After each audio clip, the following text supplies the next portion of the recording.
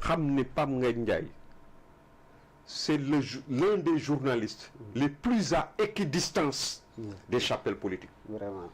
Pape Ngagne Ndiaye nit bu ñëwee ci émission bokk opposition da ngay yaakaar ne moom pouvoir bi la fi taxawal. nit bu jógee ci pouvoir bi ñëw ci émission da ngay yaakaar ni ci opposition la bokk. Tellement il tient à être à équidistance des chapelles politiques.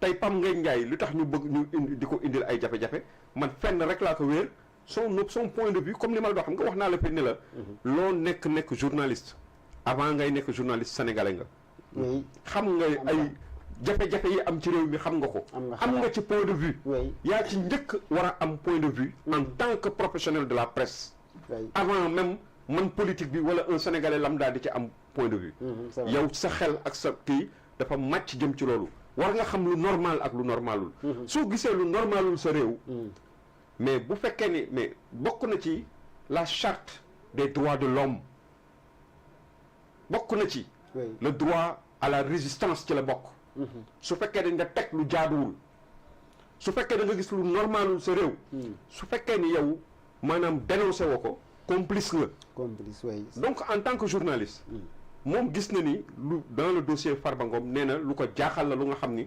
ñaawlu na ko et tout depuis lors il a tous les problèmes du monde. En tout cas 72 heures et tout. 72 taxaw 48 heures. ñooñu ñëpp yarade ko moo leen jàpp. di wax te kuy saaga sa gémmiñ ngay xasaw soo sa sam que ça. ay waajuru jàmbur yi ñu koy mais nekkam lépp xanaa kay yaakaar naa ni wax mën na gën a garaaw wax boobu kooku wax di saaga le président de la république. waxuma yam ci président de la république mais jéggi ko dem ba ci waajuram bu góor.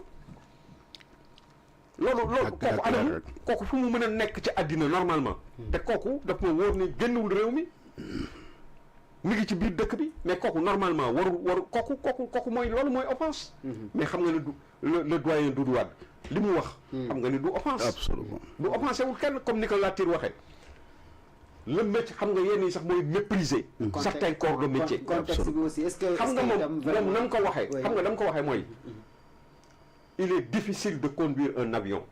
Il est beaucoup plus difficile de conduire un avion, de piloter un avion, que de conduire une moto Jakarta. Oui, c'est vrai. Mais il n'y a que ça. su fekkee nag yow da nga jàpp ni loolu dafa dégager jëlee leen. mais loolu mooy ñii mënuñu ñaata yoon man maa ni mënuñu. mais doyen nga baal ma xaaral ma jàmb tuuti parce que loolu waru si woon a gën a mën a leeral comme que xuus na si yow fii. mais moom amul pour leeral. xam nga li mu wax dafa leer na jant bi ci asamaan si. oui. nee nañ la wax bu maanaam. wax bu dëngee nopp ya koy déglu. non bu yeggee sax. ah ça veut dire que ni ci dof rek moom mooy toog di xaar wax ja ñu leeral ko wala nangam. y a des gens qui comprennent après de très longues explications. loolu c'est des gens qui ne comprennent rien du tout. mais ku nekk xam na ni loolu. voilà Doudou Wade wax. soxlawul firi. absolument soxlawul firi. ayca doyen ñëw waaw par rapport nga ñaaxaale sax ak liberté d'expression yi ndax yow regard bi doyen amul nga am. par rapport ak recul bi c'est am Pape Ngagne Ndiaye aussi. non il n'y a même pas de liberté d'expression. du recul sax en fait nous sommes dans une dictature. en fait nous sommes dans une dictature. en fait il faut oser le dire.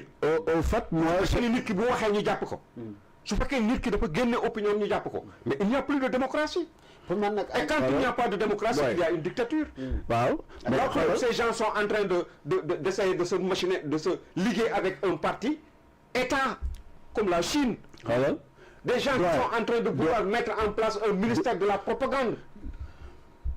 Ils sont en train de faire marcher le Sénégal par la tête. Est-ce que duñ xaar itam ay communication officielle par rapport à. mani la c'est des gens qui appartiennent à leur parti ñoom laa wax ñoom ñoo def loolu. par rapport nga ne. liberté d'expression. liberté d'expression donc man du ma faral nit ak yu demee. Pape Ngagne Ndiaye aussi est-ce que dafay danaa ci ñëw. man la may njëkk a défendre d'abord c'est ce qu'on appelle la démocratie. démocratie ñeenti tànk lay doxee. La démocratie repose sur 4 principes. La souveraineté appartient au peuple. dooleeg manoore askan wi moo ko moom boppam. nit amul sañ-sañu jël doole askan wi di ci xeexe sa xeexu bopp dafa mel ne Ousmane Sonko la mu taxaw ne bu ma ne ministre de l'intérieur jàppal wala ministre de la justice toppal. yomb na trop. loolu bokkul ci démocratie au sens propre parce que la souveraineté appartient au peuple. Ensuite lan moo ci rek la séparation de pouvoir au sens propre du terme. Absolument. Séparation de pouvoir, le pouvoir exécutif, le pouvoir législatif et le pouvoir judiciaire. Nous, encore une fois, les magistrats au sens propre, mais surtout les juges au sens propre. Mais là, nous devons réformer tout simplement, dindi le code de l'indigénat, le cordon ombilical entre le parquet, le ministère de la justice, la primature et la présidence de la République. Le niveau de l'olo.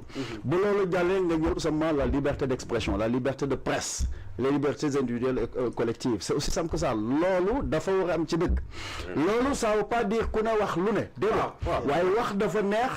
waaye dégg ko raw kiy jàngale bokkul ak kee di ñëw waa jële jógee fële di yëkkati ab tifaar di ko jëmale ci koo xam ne moo ko gën démb gën ko tey ndax itam kii nga xam ne jotewu la yow dara nga yëkkati maanaam kii doon saaga Diomaye la en tant que président boo jëkkatee saaga di ko jëme ci moom mooy yow mi koy def yow amoo yar amoo teggin xëy na da nga ku xeebu nga te c'est aussi simple que ça te kuy saaga ku ne sa gémmiñ mooy xasaw c'est aussi simple que ça te saaga jëmul dëkkul fa mu jëm fa mu jógal c'est aussi simple que ça liberté d'expression bu ñu koy wax mooy nga mën a exercer surtout wax joo xam ne dana mal nit njëriñ mooy ku ne attention nañu def ndànk ma jox la benn exemple boo mënoon nañu dégager wala boo mënoon jàkkaartamaan lu ci na dama koy jàngat parce que attention liggéey kenn xëyul man ko yaa ngi dégg des koy jàng bu ñu ñëwee tey ñu la attention te kii la ko wax il n'est pas n'importe qui lim la bëgg wax tout simplement mooy assumer la fonction de la plénitude de la fonction présidentielle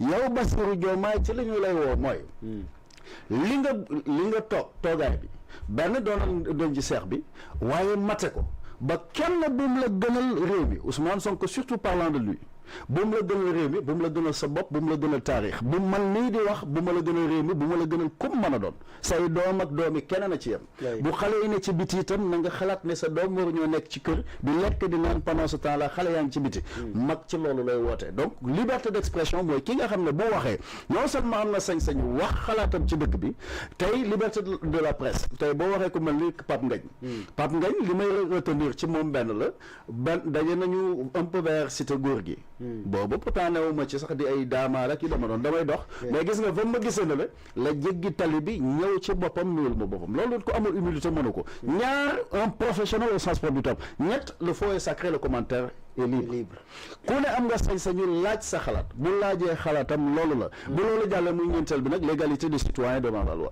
ñi fi taw barki démb di saaga kilifa diine yi surtout ñu leen di saar bu baax mbokki Tiwaawan ñoo xam ne koo xam danoo bokk xaqat muy si Abdou Aziz doomam junior ay njabootam ndax foofu boo ko remonté ba Selbé Diouf ba yegg ci Bour Sine Coumba Ndoffène kooku ainsi de suite mais waxewuma sax ngir lu nu bokk waaye kilifa gi nu doon laa bëgg a wax di yëkkati wax ju ñàkk yar ñàkk teggin di ko jëmale ci ko ñooñu la ñu waroon a woo dissuader leen waxuma forcément pour tëj leen pour ñu bàyyi ñàkk yar ba ñàkk teggin bi ñu rompre tout simplement avec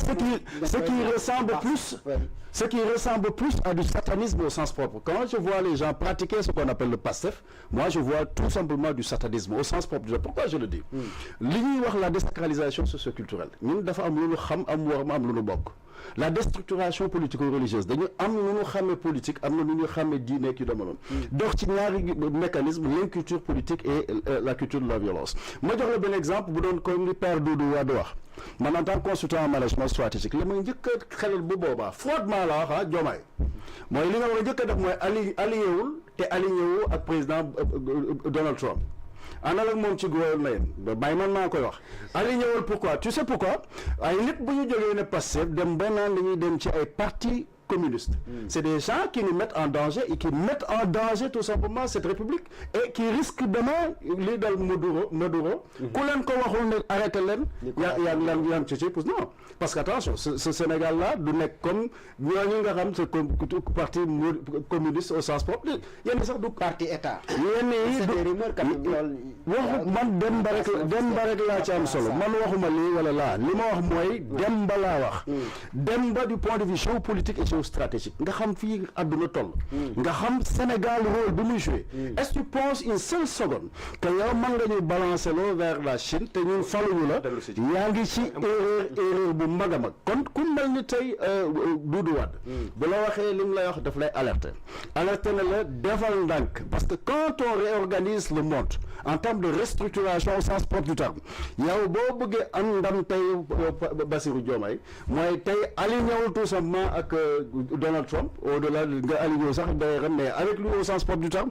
nga xam lii xew ci Sénégal pour que dara du la bett c'est aussi simple que ça parce que képp ku yaakaar ne Sénégal dina ñu pencher vers la Chine wala keneen ku mën a doon des communistes loolu du am ci réew mi doole du dox c'est aussi simple que ça kooku mën a doon donc yow lañ la wax mooy yeewul maanaam xoddeekul balaa nga lakkale xamal li nga xam ne mooy xew xamal li nga xam ne ñii ak ñaa ak lu ñu mën a xalaat lu mu mën a doon mais surtout nga fexe nga xam ne yow la ñu assermenté au sens propre du terme lay sa liggéey mooy non seulement nga jox garantie bi war ci les institutions de la République au sens propre du terme cela veut dire tout simplement dafa mel ni UMS barki démb gis nañu Ousmane Sonko recevoir la Ousmane Sonko bu amee kenn ku yëkkati wax ju ñàkk teggin te sàmmantewul ak teggin nag ak les magistrats et les juges parlons de la justice mais c'est Ousmane Sonko kan li mu toll surtout fa mu ko defee yow booy réclamer Sénégal ne ndax amul justice benn da nga dem ñaane la ay nit njëkk kon waroo fa wax justice ñaar boo doon wax justice au sens propre Ousmane Sonko devait être soit derrière les barreaux soit tout simplement devant la barre. Merci. Parce que mënuñ laa condamner contre Adji Sarr bi mu bëgg def ça me fait mal quand même de le dire mais je vais le dire mënuñ laa condamner à 2 ans ferme ak amende boo rek nga war a exécuter loolu ñu condamner la contre tout simplement Mame Mbaye Niang ngay jël ay titres waxal ko sa bopp ne dama koy joxe di wag et loolu qu'est-ce que ça veut dire ku mel noonu warul la toog ci Sénégal de justice lay laaj ndax bés bu ñu defee justice daanaka justice boobu moom lay tàmbali te fàttali aussi mu njëkkoon a wax ne moom la ñu def abroger la loi d'amnistie moo ko waxoon Bassirou Diomaye tey ma bëgg a tegal wanaan fexeel loolu ñu dindi ko wala nga dindi assemblée nationale on pense surtout dissoudre tout simplement le PASTEF parce que le PASTEF ressemble plus à du satanisme ça n'a rien de sénégalais doyen ñëwal par rapport ak président ba assemblée nationale ak aussi yéen fan ngeen teg ne vraiment